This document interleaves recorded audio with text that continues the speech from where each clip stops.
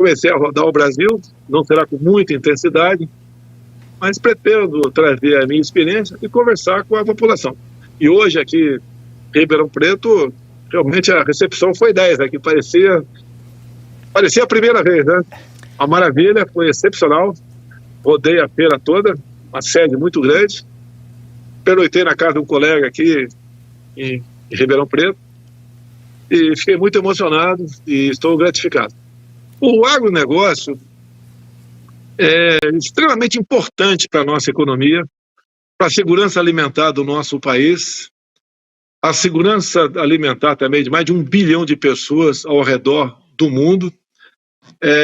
O agronegócio depende, em grande parte, dos fertilizantes produzidos fora do Brasil, e a tecnologia, né, o empenho dessas pessoas que trabalham 24 horas por dia, praticamente, né, em turnos, obviamente, mas de segunda a segunda, é um exemplo para o mundo e para o Brasil. Então, você prestigiar, comparecer, você está demonstrando para eles que você os apoia. Tá? Eu disse hoje aqui, me abriu a palavra rapidamente, não houve a cerimônia de abertura do evento, né? Que eu falei para eles que o chefe de executivo, ou o ministro da Agricultura, né? O trabalho principal deles é prestigiar esse pessoal. Nos traz de vida, nos dá segurança alimentar, e qualquer solavanco aqui, nós temos uma inflação nos alimentos. Então é por aí, é prestigiar quem realmente trabalha em nosso país, e obviamente a ausência do ministro, ele que deve explicações. Né? Eu fiz questão de, durante meus 4 anos de mandato, até antes, sempre comparecia, eu acho que pelo menos aí umas 4 vezes por ano, em eventos. Como fui convidado agora para o de Londrina, eu vou ver se vou ou não, vou estudar, porque a minha logística e transporte já não é mais como era há poucos meses atrás, né? E a questão da minha segurança é uma preocupação muito grande para quem está do meu lado. É um carinho muito grande por parte da população. Me perguntam muitas coisas, né? Eu não vou responder aqui porque não quero polemizar nada. Eu considero que aconteceu ano passado, página virada. Mas ter contato com o povo, o carinho, em especial das crianças de 4, 5, 6 anos de idade, né? Isso não tem preço. É uma coisa fantástica. Me fiz acompanhar do governador Tarcísio, de São Paulo. Foi muito bem recebido também. O pessoal gosta muito dele. O Tarcísio é um grande gestor. A gente não tem dúvida disso, porque nós o conhecemos ao longo de quase 4 anos à frente do Ministério da Infraestrutura. Ajudou muito o agronegócio, atacando aí os gargalos, né? Como, por exemplo, a BR-163. Tinha lá um espaço de 50 quilômetros que dá mais de 40 anos que faltava o asfaltamento. E ele, em poucos meses, concluiu isso numa época de seca, com o trabalho do Exército Brasileiro. Entre outras coisas, você pode ver, o Porto de Santos. Nós pegamos o Porto de Santos com prejuízo anual na ordem de 500 milhões de reais.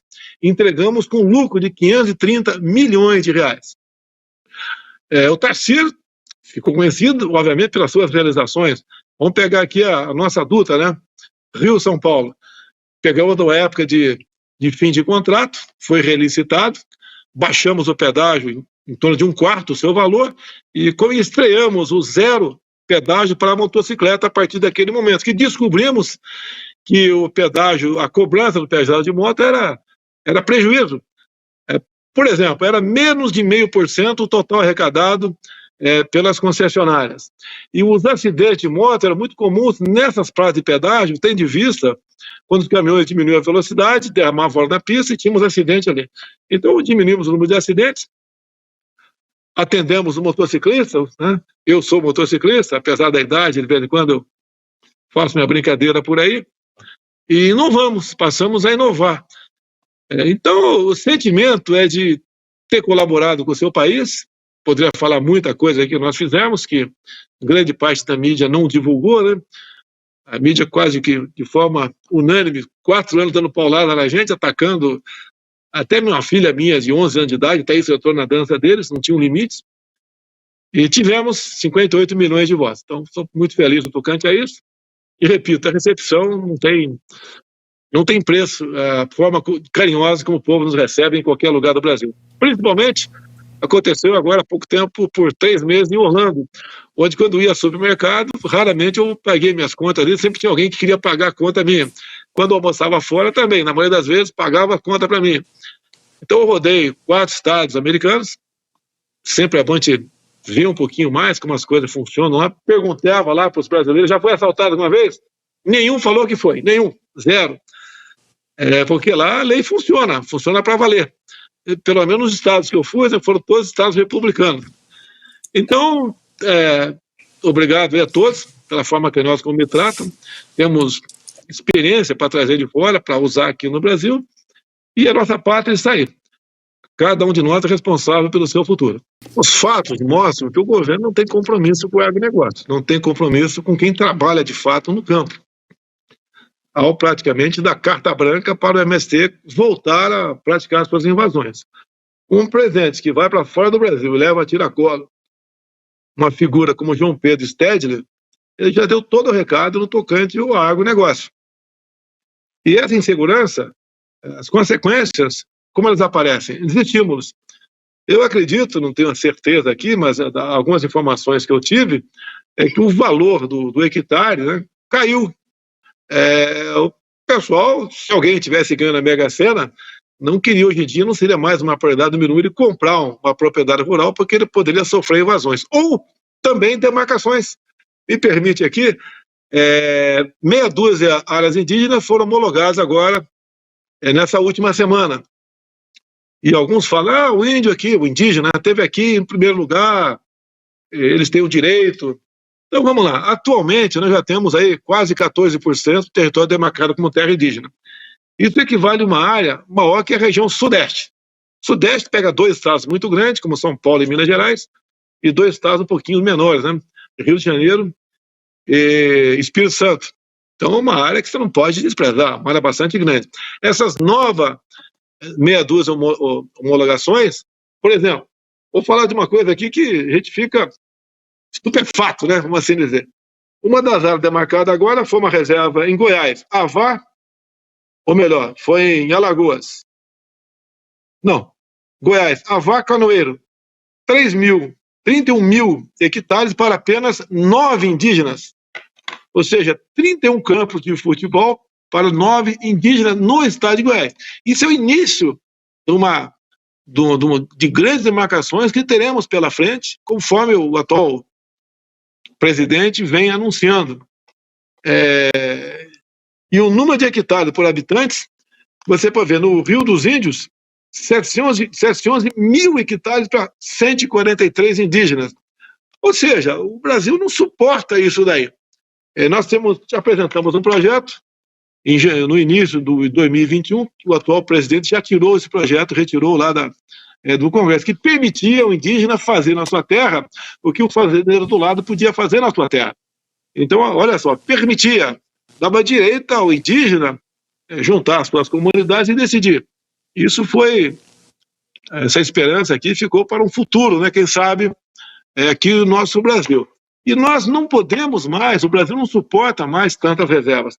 Agora há pouco eu liguei para o ex-assessor meu, eu perguntei quantas reservas estão com pedidos lá no Ministério da Justiça. Ele falou que aproximadamente 500 novas reservas estão aí na marca do pênalti, vamos assim dizer, para serem demarcadas no Brasil. É o fim do Brasil. E aproximadamente 1.600 quilombolas também.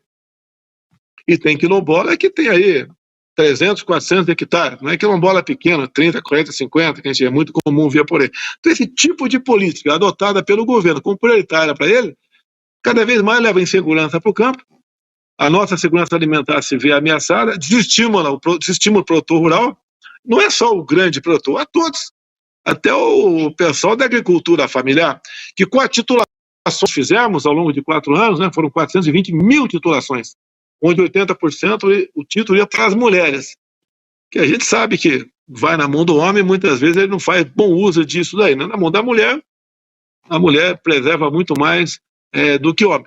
Então, com isso, diminuímos a pressão das invasões, nós seguramos por 4 anos que não demarquei nenhum quilombola, não demarquei nenhuma terra indígena, aí a pressão de fora para dentro é enorme. Países da Europa, entre outros, na América do Norte.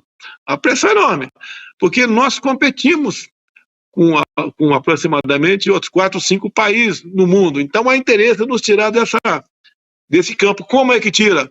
É dessa forma, levando insegurança para o campo, demarcando terras, e o Brasil não pode continuar dessa forma como esse atual governo vem nos tratando.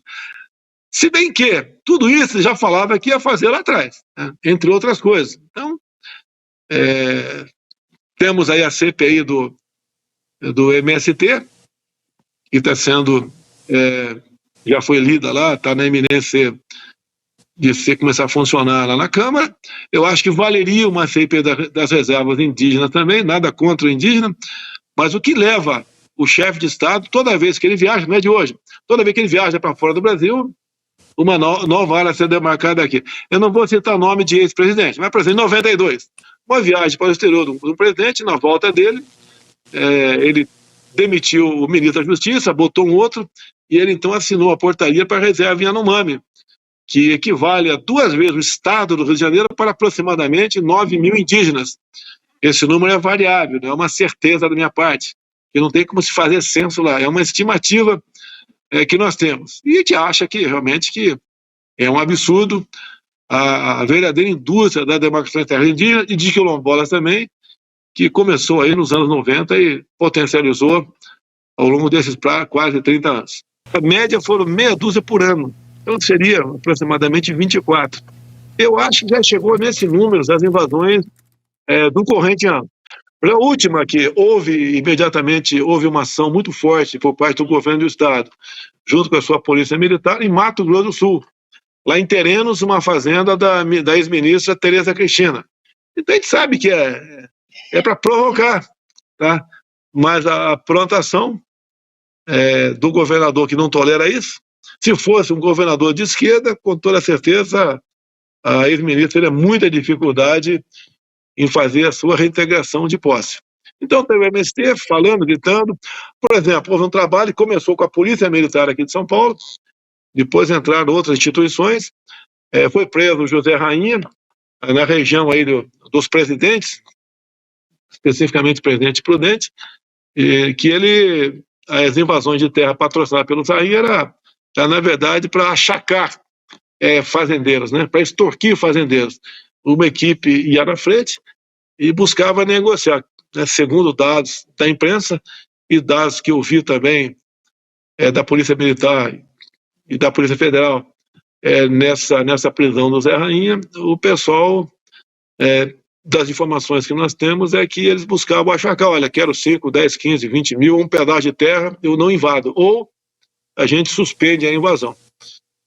Então é um negócio, né? Não há uma preocupação com reforma agrária, né? E outra coisa, a reforma agrária, hoje em dia ninguém pode competir mais com o agronegócio. A reforma agrária que tem que haver no Brasil é para o pequeno produtor, o agricultor familiar, e com a devida titulação. É só pegar os números, né? Só no meu último ano de governo, eu titulei mais terras do que 8 anos de Lula. Então a gente vê quem realmente está interessado e fez o trabalho certo.